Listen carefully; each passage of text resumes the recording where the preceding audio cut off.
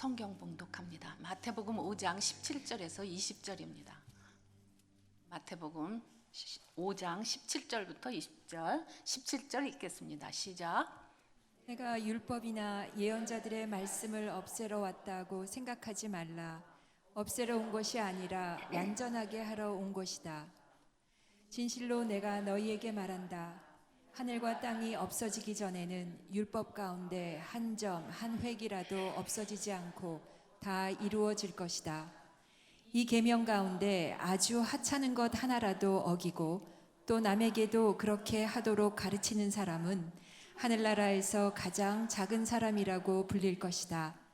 그러나 누구든지 이 계명을 지키며 가르치는 사람은 하늘나라에서 큰 사람이라고 불릴 것이다. 내가 너희에게 말한다.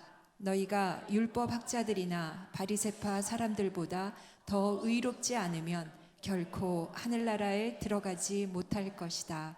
아멘. 이스라엘은 하나님께서 특별히 선택한 백성이라서 하나님으로부터 말씀을 받은 족속입니다. 그러나 그들이 우상 숭배를 함으로 인해서 모든 민족 가운데, 열방 가운데 하나님의 이름을 먹칠을 하고 또 망신을 시켰습니다.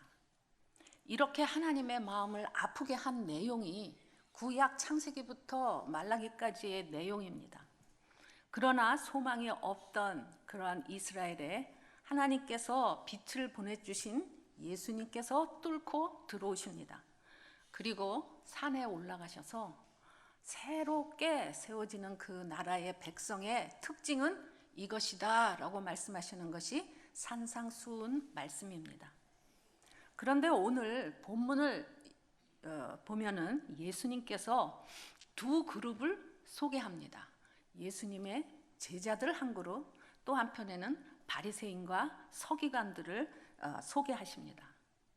그러면서 말씀하시는 것이 서기관과 바리새인들보다 더 낫지 않으면 천국에 들어가지 못한다라는 어마어마한 도전의 말씀을 하십니다. 우리가 우리 자신을 너무 잘 알죠? 누가 그 바리새인과 서기관보다 더 잘 섬기고 있었겠습니까? 그동안 우리가 살아왔던 방식대로 하다가는 천국 근처도 못 갈 것 아닌가 하는 생각이 들게 됩니다. 과연 예수님의 이 말씀이 그런 내용일까요? 본래 하나님께서 디자인한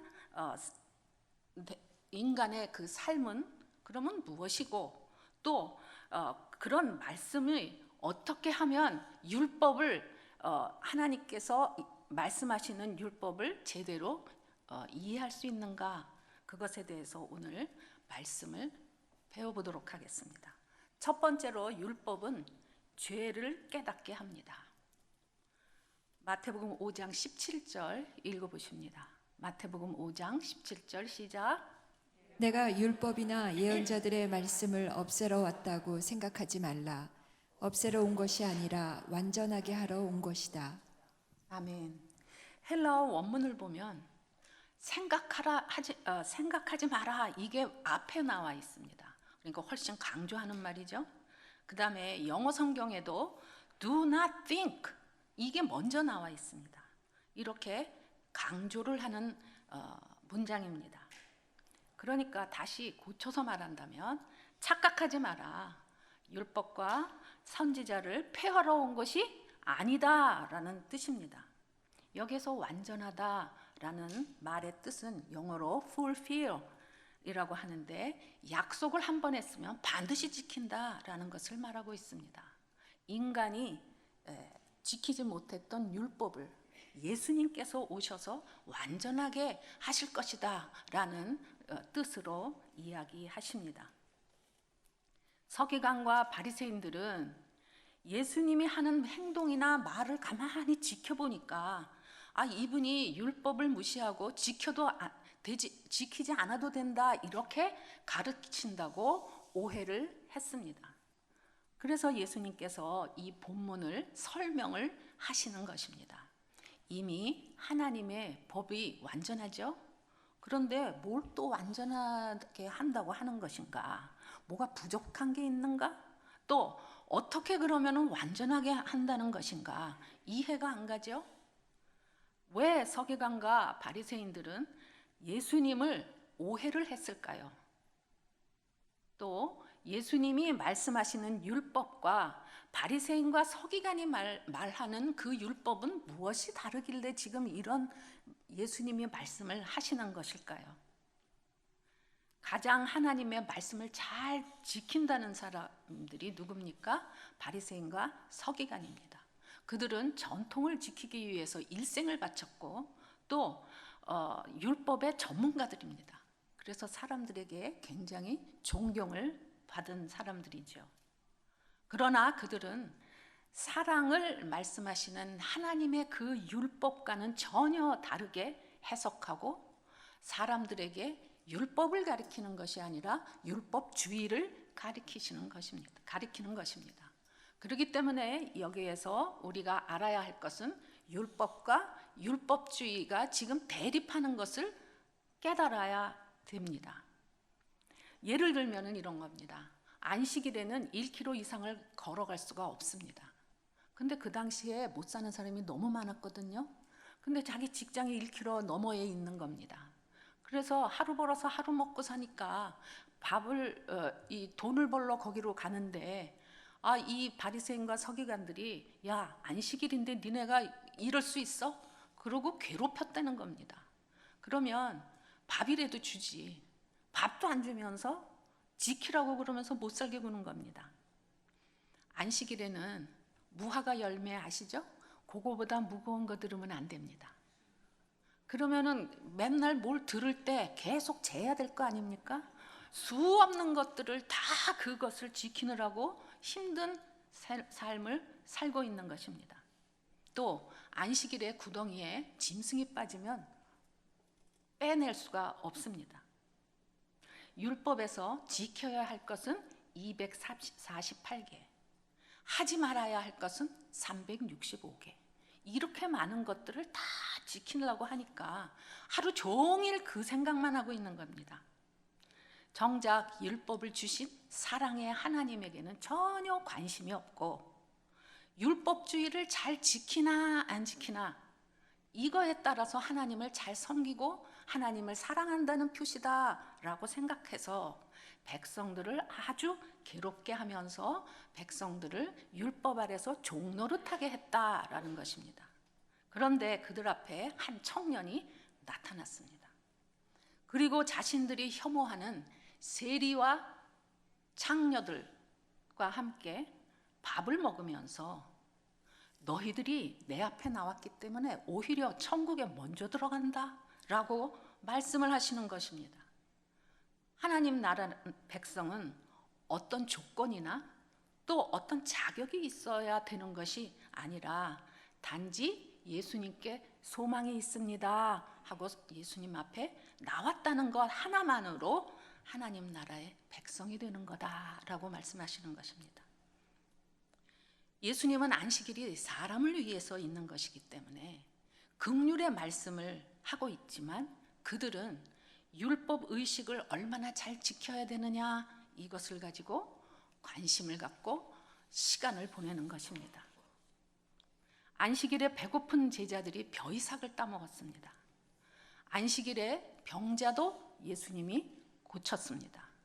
또 예수님은 안식일의 주인이 나다라고 말씀을 하시면서 이러한 모든 공통점은 뭡니까? 예수님은 긍휼의 목자이신 예수님이다. 이것을 말씀하고 있는데 이 서기관과 바리새인들은 그들은 신성모독을 하는구나 라고 보았다는 것입니다. 요한복음 5장 39절 읽어보겠습니다. 요한복음 5장 39절 시작. 너희가 성경 안에서 영생을 얻을 수 있다는 생각에 성경을 열심히 연구하는구나. 성경은 바로 나에 대해 증언하고 있다. 성경 전체가 예수님을 증언하는 내용이다라고 말씀하십니다.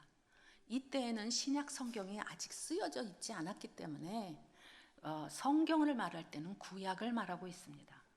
율법은 좁게는 모세오경을 말하고 선지자는 선지서를 말하고 있습니다.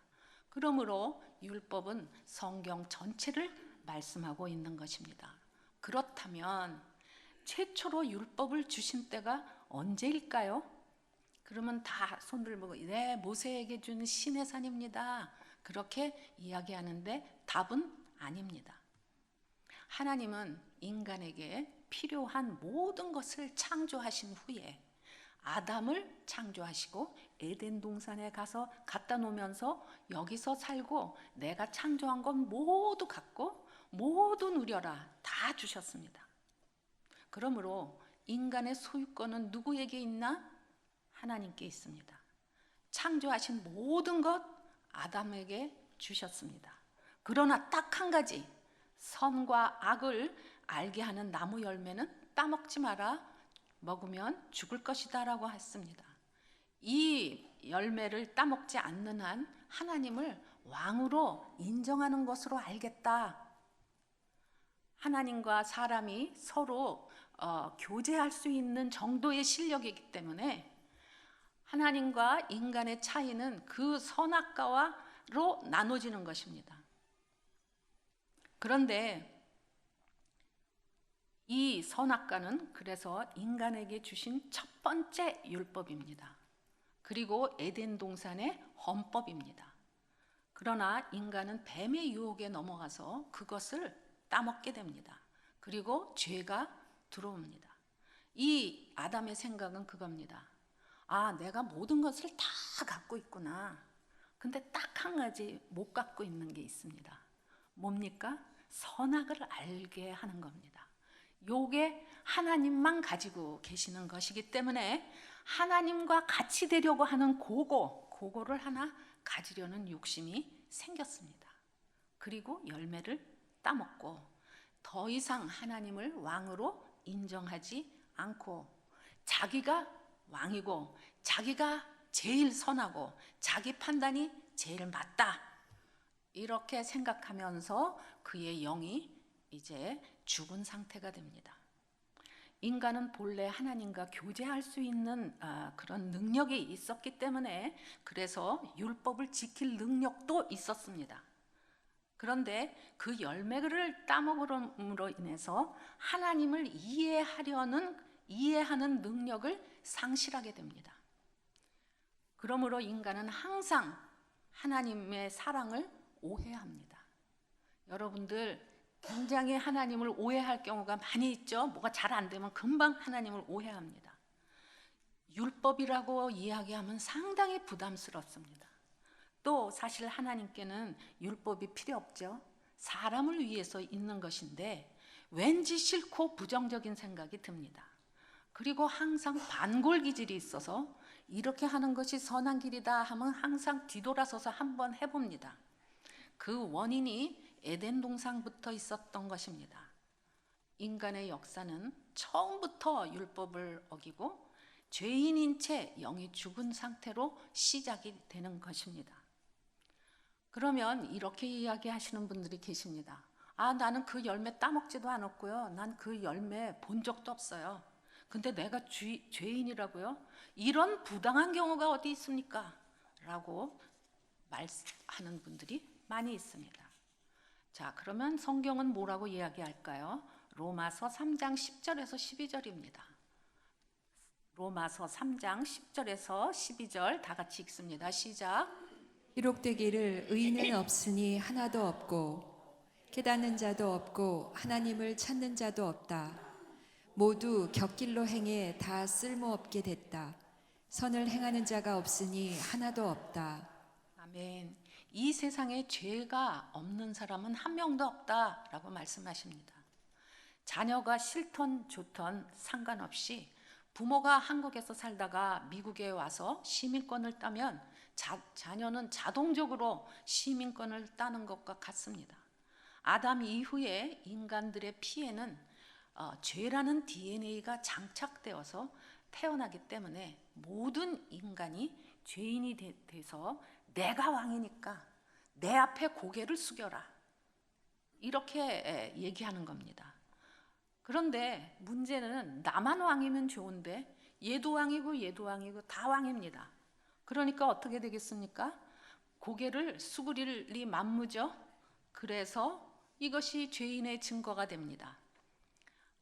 그래서 어떤 결과가 나옵니까? 나라와 나라가 싸우고 남편과 아내가 싸우고 부모와 자녀, 시부모와 시어머니와 며느리 간에 각자 자기가 선하다, 내가 맞다라고 하니까 양보할 수 없어서 싸움이 일어나는 것입니다.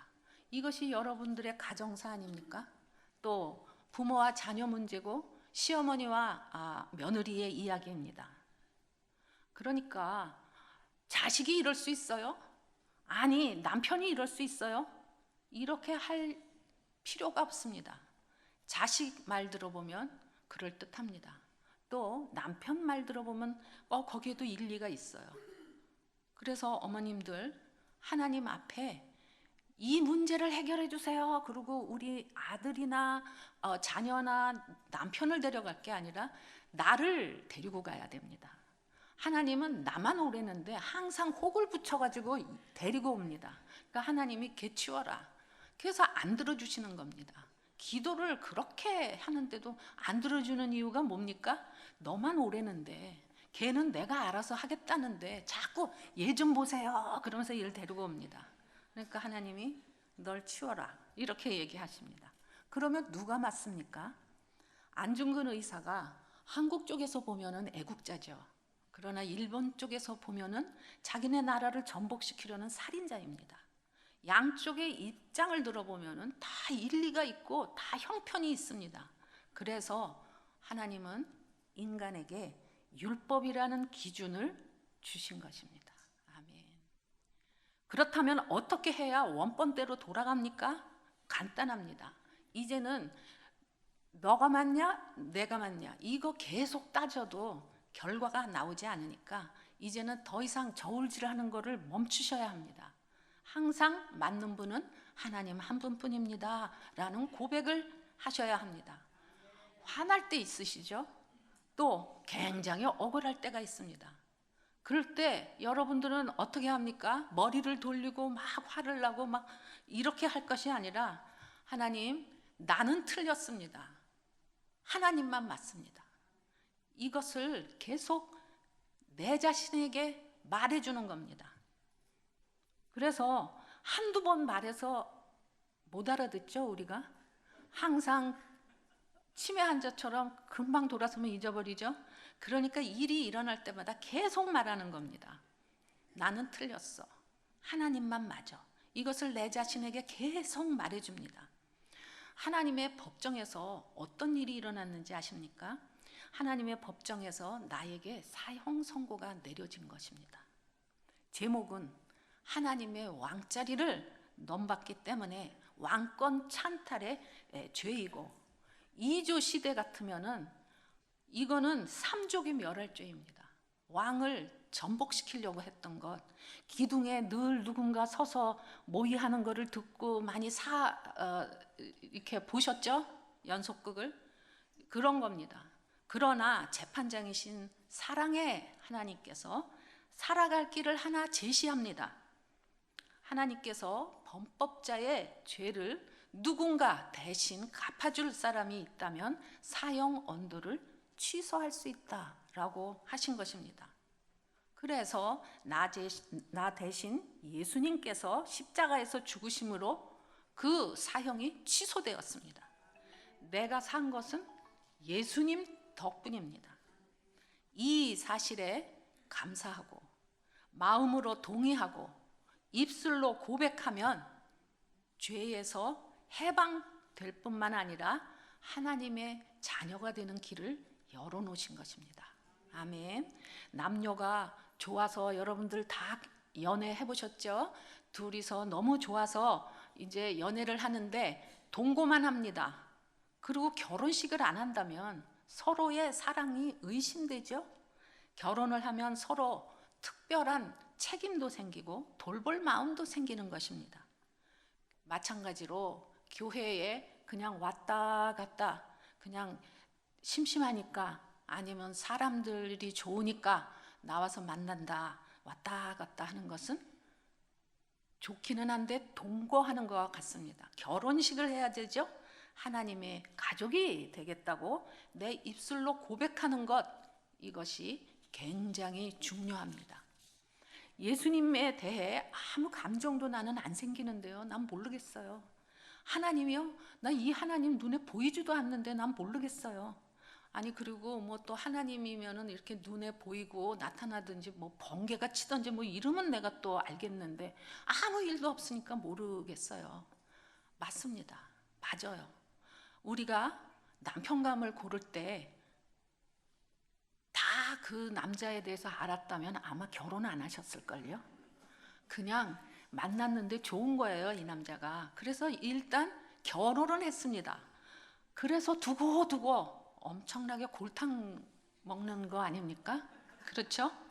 그러나 우리 주님은 그런 분이 아니십니다. 우리가 동의만 하면 나머지는 주님이 알아서 하실 것입니다. 차츰 말씀도 알아듣게 되고 하나님께서 얼마나 좋으신 분인지 그런 거를 알게 하십니다. 그리고 마음에 평안을 주세요.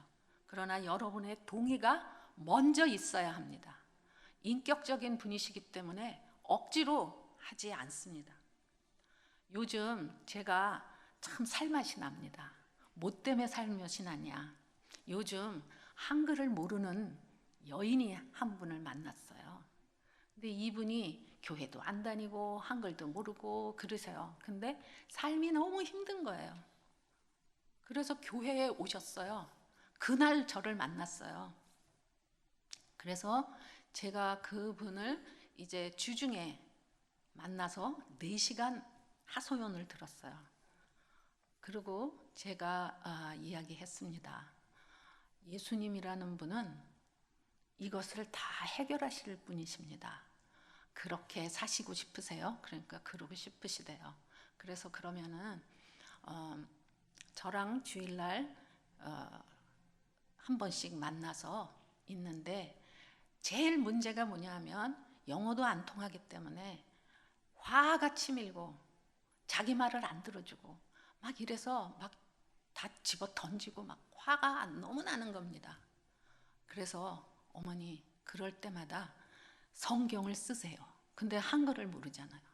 그래서 한글을 이렇게 좀 해보니까 조금 읽기는 하시더라고요. 그래서 성경을 이제부터 화가 난다 그러면은 이렇게 표시하지 마시고 얼른 가서 쓰시고, 또 이러다가 또 화가 난다 내가 억울하다 그러면 가서 쓰시고, 그렇게 하고 저를 만나시겠어요? 그렇게 하신다면 제가 성경도 가르쳐 드리고 글씨도 가르치고, 그 다음에 이제 시간이 없으니까 세계 역사와 지리와 이런 것들을 한꺼번에 가르치겠습니다.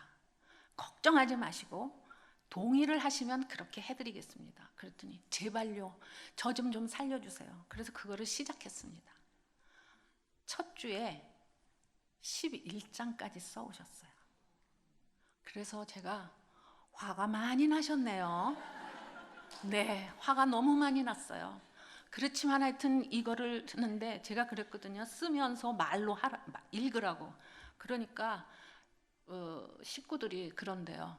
이게 천국이 아니고 뭔가 맨날 이 엄마가 소리 지르고 집어던지고 화를 내고 그랬는데 이거 쓰고 말을 하느라고 이렇게 잔소리할 시간이 없는 거예요. 막 써갖고 오셨어요. 그래서 이제 초등학교식으로 합니다. 참 잘했습니다. 도장 찍어주고 별표 해주고 칭찬을 많이 해주고, 너무 글씨를 너무 정성스럽게 써왔어요. 제가 이것을 보는 하나님이 얼마나 좋으실까. 그래가지고 이제 1장부터 11장 써 오셨으니까 그 사이에 1장부터 3장까지를 설명하면서 왜 당신이 죄인인지를 설명을 했습니다. 이분이 자기는 일생 동안 글을 모르기 때문에 반만 했다 이겁니다. 나는 희생만 했답니다. 내가 죄인이면 다 나오라 그래 이겁니다. 그런데 그건 어머니 생각이고요. 여기에는 이렇게 돼 있습니다. 그렇기 때문에 어머니가 죄인입니다. 이것을 이제 설명을 했어요. 그래서 예수님을 영접했거든요. 완전 얼굴이 환해지고요. 요즘은 어떻게 하느냐? 약을 먹지 않으면 잠을 못 자던 사람이 잠을 자면서 새벽 4시면은 눈이 깨진답니다. 그럼 가만히 누워 있으면 야, 내가 65년 동안 내가 이 좋은 하나님을 모르고 내가 이렇게 살았는데 인제 하나님이 나한테 했구나. 그래서 이 밑에서부터 나오는 통곡으로 식구들이 깰까봐 수건을 틀어막고 운답니다. 대단하죠? 그러고는 설거지하면서 울컥, 청소하면서 울컥, 나하고 얘기하면서도 계속 눈물을 닦고 자기는 정말 하나님한테 자기가 버려진 자라고 생각했대요. 은행도 못 가, 교회도 다 글씨고 자막이고, 등록을 하려니까 그것도 다 글이고, 자기가 어떻게 해야 할지 몰랐는데 이렇게 글을 알게 돼서 자기가 너무 좋다면서 몇 주 전에 창세기 15장을 가지고 목사님이 설교를 했는데 자기가 쓴 거예요. 그날 나한테 와서 제가 오늘 설교 말씀을 알아들었어요. 내가 쓴 거예요. 그분을 보면서 제가 너무 많이 배웁니다. 나는 저 사랑이 있을까? 다 옛날에 지나간 그 첫사랑이었던 것 같습니다. 그래서 그동안에 혼자 그렇게 하셨는데 이분이 그렇게 하니까 온 집안이 전부 평안해지고, 그 다음에 그 아들이 교회 안 갔는데 자진해서 지난주에 교회 갔습니다. 그러니까 우리가 그런 거를 볼 때는 교회 가라, 교회 안 가면 미워하고 그러면서 욕하고 그러는 엄마랑 사는 아들이, 그런 딸들이 교회 절대 안 가죠. 근데 이 엄마가 갑자기 바뀐 거예요. 왜 그랬지? 그러니까 이 엄마가 성경을 보는 거예요. 아, 예수님 믿는 게 저런 거구나. 그래서 첫 번째로 교회를 갔다는 겁니다. 그리고 손녀딸들도 다 교회를 가고, 이게 지금 난리 났어요, 그 집안에서. 이런 거를 보면서 우리가 첫사랑을 회복해야 되는구나, 그런 생각을 했습니다. 하나님께서 사람들에게 율법을 못 지킬 건 뻔히 아시면서 왜 율법을 주셨을까요? 로마서 5장 13절입니다. 로마서 5장 13절 시작. 율법이 있기 전에도 죄가 세상에 있었으나 율법이 없을 때는 죄가 죄로 여겨지지 않았습니다. 아멘. 모든 인간이 죄인이 되었습니다. 왜 죄인이 되었어요? 아담의 반역으로 인해서 죄인이 되었습니다. 그런데 이제 모세가 시내산에서 율법을 받죠. 그때까지 율법이 없었습니다. 그런데 모세 때까지 율법이 없었기 때문에 사람들은 기준이 없는 겁니다. 그래서 다 자기가 맞다고, 자기가 왕이라고 하면서 싸우면서 살았어요. 그래서 사람들은 죄를 죄로 여길 기준이 없었기 때문입니다. 그래서 하나님께서 율법을 주신 것은 다 못 지킬 것을 이미 아십니다. 그러나 내가 얼마나 용서받지 못할 죄인인지를 율법 앞에 세우고 보라는 겁니다. 구원자 예수 그리스도가 필요하다는 것을 깨달아 알아라. 그래서 율법을 주신 것입니다. 우리의 전공은 뭡니까? 자랑하는 일입니다. 일이 조금 되면 우리 아들 취직했어, 우리 아들 좋은 대학 갔어, 이거 아닙니까? 일이 잘못됐으면 상당히 비겁하게 남 탓합니다. 쟤 때문에 그랬다. 있는 것에 감사하지 않고 항상 없는 것만 바라보고 있습니다. 그리고 하나님 앞에 와서 더 달라고 탐욕에 가득 찬 그러한 모습을 율법 앞에 세우고 봐라 하시는 것입니다. 우리는 이미 생각하는 시스템이 다 망가졌어요. 그래서 정상적인 생각을 할 수 없습니다. 그래서 오염된 인간이 율법을 지키려고 하니까 하나님의 뜻과 전혀 다르게 다른 규정을 만들어 놓고 잘못 해석을 합니다. 이것을 예수님께서 오셔서 하나님께서 본래 의도했던 율법의 뜻대로 돌려놓으시는 것입니다. 에덴 동산에서 아담이 하나님의 말씀에 불순종을 해서 열매를 따먹게 되고 실패를 했습니다.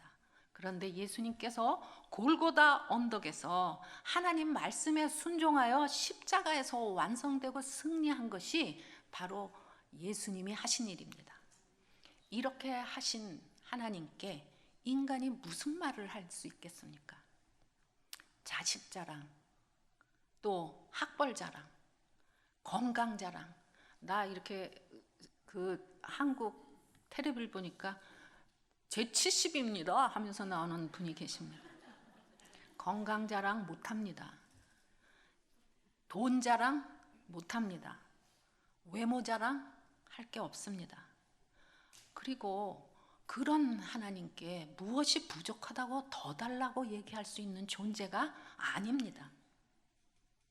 이것을 뼈저리게 느끼는 분들만 죽을 것 같은 현실 가운데에서 주님, 저에게 일어난 이 고난은 마땅합니다. 감지덕지합니다. 라는 고백을 할 수 있게 됩니다. 왜냐하면 자신이 죽어서 마땅한 죄인임을 알았기 때문에 유구무원입니다. 하나님 앞에서 입이 있어도 말을 못하는 겁니다. 그리고 하나님 앞에 현실을 불평하는 것이 아니라 진정으로 감사가 무엇인지를 알게 되고 나의 모든 문제에서 자유롭게 되는 것입니다. 왜냐하면 목숨도 아끼지 않으시는 그 분께서 무엇을 아끼겠습니까? 그분에게 모든 문제를 맡기십시오. 그러면 항상 네, 맡깁니다. 그리고 돌아서서 다시 갖고 나오죠. 그런데 자기 자신의 죄를 율법 앞에서 펼쳐놓고 그것을 하나님한테 점검하라는 뜻입니다. 그러니까 하나님이 이거 해주세요, 저거 해주세요가 아니라 나 자신을 펼쳐놓는 겁니다. 그리고 하나님한테 점검받는 겁니다. 그럴 때 여러분은 무엇을 깨닫느냐? 하나님, 제가 죽는 게 나을 것 같습니다. 저를 죽여주십시오 하는 데까지 내려가게 됩니다. 그래서 주님은 그렇게 할 때에 내 문제와 나 자신을 끌어안아 주십니다. 율법을 주신 하나님 앞에 나를 비춰 보시기를 권면합니다. 이것은 여러분의 인생에 굉장히 중요한 일입니다. 두 번째로 율법은 예수 그리스도가 필요함을 알게 합니다. 18절입니다. 5장 18절 시작. 진실로 내가 너희에게 말한다. 하늘과 땅이 없어지기 전에는 율법 가운데 한 점 한 획이라도 없어지지 않고 다 이루어질 것이다. 아멘. 천지가 없어지기 전에 예수님이 오셨기 때문에 율법은 이제 끝났다. 그것이 아니라 율법과 복음이 짝을 이루어서 예수님 안에서 이루어지는 것입니다. 그러니까 율법이 없어진 것이 아니에요. 처음에 율법을 주셨을 때 하나님의 사랑으로 그것을 주신 것입니다. 그런데 인간이 그거를 못하기 때문에 예수님이 오셔서 그것에 더 완성을 하시는 것입니다. 예수님께서 십자가에 돌아가신 것은 율법을 폐하고 구원하신 것이 아니라 율법을 전혀 건드리지 않고 철폐하지 않은 채로 인간을 구원하신 것입니다.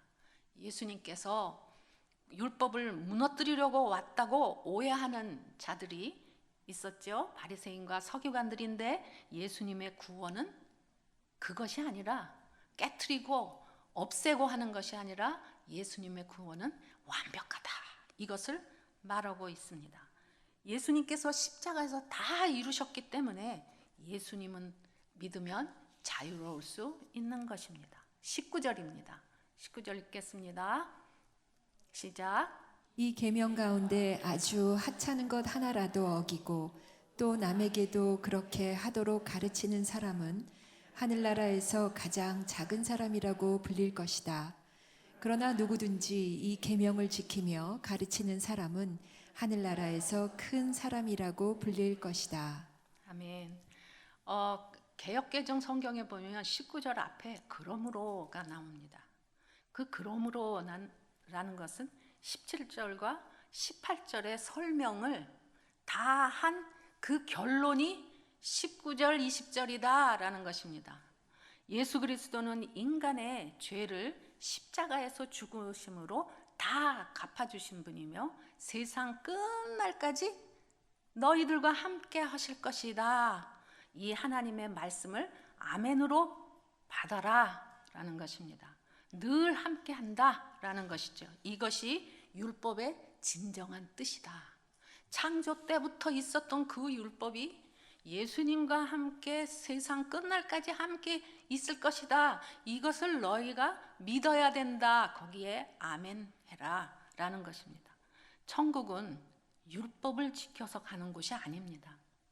그러므로 이 땅에서 예수 그리스도를 바르게 가르치는 것이 얼마나 중요한 것을 말씀하고 있습니다. 제가 이번에 이 설교 말씀을 준비하면서 제가 한편으로는 두려운 생각도 들었고 한편으로는 알겠습니다. 그렇게 하겠습니다. 이렇게 고백을 했습니다. 살아있는 동안에 무엇을 믿느냐, 이것이 그것에 따라서 너의 인생의 결론이 달라진다라는 것입니다. 그래서 한번 영접을 하고 그냥 끝나는 것이 아니라 영접을 했으면 첫 단추를 끼고 이제 어떻게 잘 하나님의 말씀을 배워가느냐, 그렇게 해서 하나님이 얼마나 나를 사랑하고 내가 또 하나님한테 그 사랑을 고백하는 삶을 계속 이 세상을 마감할 때까지 갖고 가야 된다라는 것입니다. 그래서 제가 나도 모르게 예배 후에 기초 성경 공부를 잘 가르치겠습니다. 이런 말씀을 드렸습니다. 어떻게 하실지 모르겠어요. 하여튼 그거를 고백을 했습니다. 율법을 주신 하나님의 사랑을 잘 깨닫는다면 예수 그리스도의 십자가 죽음을 바르게 이해할 수 있습니다. 이렇게 예수 그리스도의 십자가의 죽음을 바르게 이해하는 사람은 율법의 진정한 뜻이 무엇인지 알 수 있습니다. 이게 다 연결이 되어 있는 것입니다.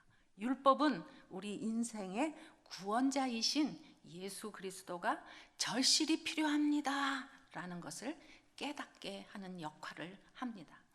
셋째로 율법은 더 나은 의를 가져옵니다. 20절입니다. 읽겠습니다. 시작.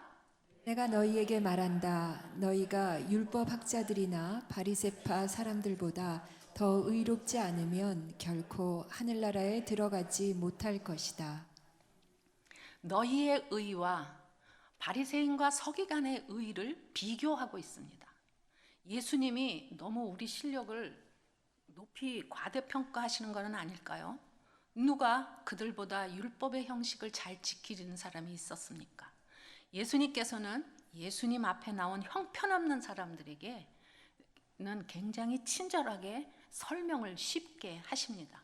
그런데 서기관과 바리새인들에게는 독사의 자식들아, 회칠한 무덤아, 이렇게 야멸차게 대하십니다.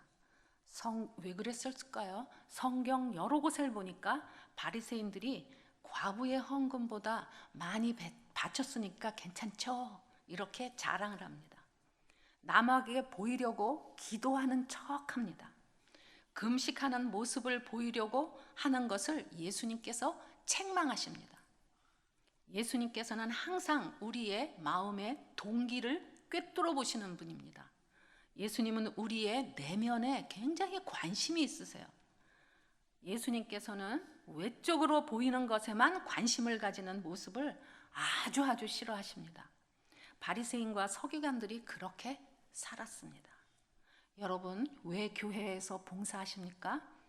무엇을 얻고자 하는 마음으로 하십니까? 아니면 하나님께 드리고자 하는 마음으로 하십니까? 자신을 점검해 보시기 바랍니다. 나를 나타내고자 해서 하니까 짜증이 나거나 봉사를 하면서 왜 나만 시켜? 라고 불평을 하신다면 지금 내려놓을 때가 되었습니다. 이런 마음의 동기와 태도는 예수님 앞에서 다 들키게 되어 있습니다. 이런 분은 봉사할 때가 아니라 자신의 내면의 회복을 위해서 기도할 때입니다. 이 땅에서의 태도는 우리의 인생의 결론이 걸린 중요한 일이기 때문에 굉장히 집중하셔야 합니다. 나의 내면을 살피고 예수 그리스도의 순종과 하나님께서 율법을 주신 의도를 발견하는 것이 급선무입니다. 그래서 지체하지 마십시오. 항상 시간이 나를 기다려주는 것은 아닙니다. 요즘 굉장히 젊은 분들이 갑자기 가시는 분들이 많이 계시죠? 우리는 얼마 후에 삶을 마무리할지 아무도 예측하지 못하는 존재입니다. 그렇기 때문에 살아있는 동안에 죽음 이후에까지 준비하기를 주님의 이름으로 권면합니다. 우리는 서기관과 바리새인의 행위와 열심보다 나을 수 없는 사람입니다. 그러나 소망이 있는 것은 예수님의 십자가의 공로로 인해서 오염되었던 생각과 마음이 회복되고 정리될 수 있습니다. 하나님이 하시는 일을 믿고 바리새인들보다 더 나은 의를 가질 수 있게 되는 것입니다. 그러니까 고민을 하지 마십시오. 무엇을 나는 못하니까 이런 생각을 하실 것이 아니라 예수님의 십자가, 예수님의 그 공로를 받아들일 때 우리는 하나님 앞에서 뭐를 잘해서 칭찬받는 것이 아니라 그 자체로 하나님께서 인정해 주신다라고 하시는 것입니다. 전적인 하나님의 은혜이죠. 그래서 예수 그리스도가 나의 구원자이시구나 시인하는 것이 얼마나 중요한지 모릅니다. 이것이 예수님께서 우리를 위하여 십자가에서 대신 죽으셨기 때문에 율법을 완전하게 하셨다라는 뜻입니다. 아멘. 이런 분께 여러분의 인생을 맡겨보지 않으시겠습니까? 아멘. 네. 오늘 기도를 하는데요. 모두 일어나시겠는데 몸이 반주 필요 없습니다. 몸이 불편하신 분은 앉아서 하시고 모두 다 일어나실 이유는 집중을 하는 겁니다. 그래서 중요한 거는 나의 내면의 진심의 고백이 중요합니다. 가슴에 손을 얹으시고 전심을 다해서 다른 쓸데없는 생각하지 마시고 전심을 다해서 기도를 하십니다.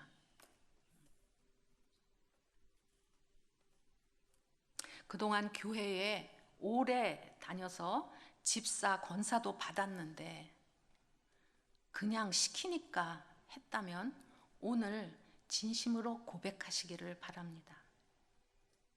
예수님을 영접한 적이 없는 분은 저의 기도를 따라 하십시오. 이미 영접하신 분도 다시 한번 점검하면서 저의 기도를 따라 하시기를 바랍니다. 중요한 것은 본인의 목소리로 저를 따라서 기도하는 것입니다. 따라서 기도하십시오. 오늘에야 하늘에 계신 하나님을 진심으로 아버지로 부릅니다. 여기 딸이 왔습니다. 제가 죄인임을 알았습니다. 저의 죄를 용서하여 주옵소서. 예수님은 나를 죄에서 건져내신 분임을 믿습니다. 십자가의 보혈로 저를 구원해 주시니 감사합니다. 이제 참 진리를 알게 되어 감사합니다. 저의 마음의 문을 열겠습니다. 성령님 저에게 들어오십시오. 저를 통치하옵소서. 예수님 이름으로 기도합니다. 아멘. 이어서 기도합니다. 요한복음 3장 16절에는